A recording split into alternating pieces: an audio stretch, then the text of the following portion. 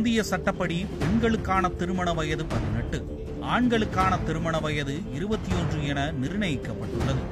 ஆனால் சட்டத்தை மீறி தமிழகத்தின் பல்வேறு பகுதிகளில் 18 வயது நிரம்பாத ஆண் மற்றும் பெண்களுக்கு குழந்தை திருமணம் செய்து வைக்கும் நிகழ்வு அவ்வப்போது நடந்து வருகிறது.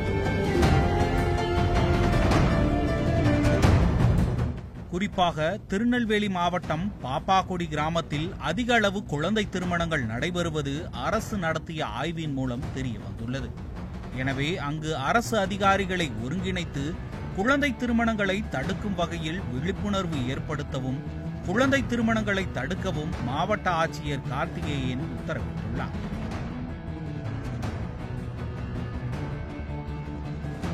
அந்த வகையில் பள்ளி மாணவர்கள் மற்றும் தன்னார்வலர்களை கொண்டு சமூக நலத்துறை அதிகாரிகள் பல்வேறு விழிப்புணர்வு நிகழ்ச்சிகளை நடத்தி வருகின்றனர்.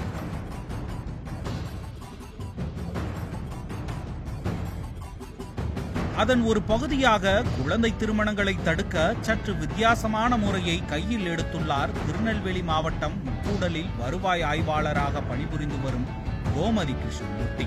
களத்தில் இறங்கி ஆய்வு செய்வதோடு கிராமிய கலையான வில்லுப்பாட்டு மூலம் பொதுமக்களுக்கு விழிப்புணர்வு ஏற்படுத்தி வருவது பலரது கவனத்தை ஈர்த்துள்ளது.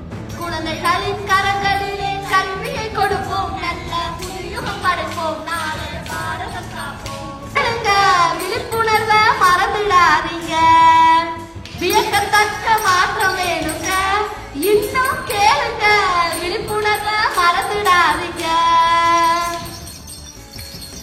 எங்க மச்சான் சொல்றதுல இருந்து நாம எல்லாரும் என்னன்னா, பாப்பாக்குடி கிராமத்தில் அதிக அளவு குழந்தை திருமணங்கள் நடைபெறுவதை அறிந்த கோமதி கிருஷ்ணமூர்த்தி பள்ளி மாணவர்கள் மத்தியில் ஆழமான விழிப்புணர்வை ஏற்படுத்த வில்லுப்பாட்டை கையில் எடுத்துள்ளார்.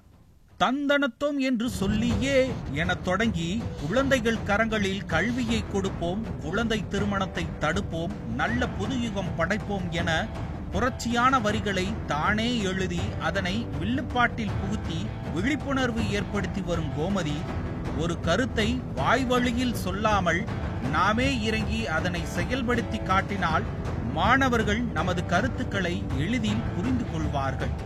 அதற்காகவே இந்த முயற்சியில் ஈடுபட்டு வருகிறேன் என்று ஆர்ப்பரிப்பு ஏதுமின்றி எளிமையாக சொல்லி முடிக்கிறார். ஈடிவி பாரத் செய்திகளுக்காக திருநெல்வேலி செய்தியாளர் ஆர் மணிகண்டனுடன் திவ்யா மற்றும் அசோக் சக்கரவர்த்தி.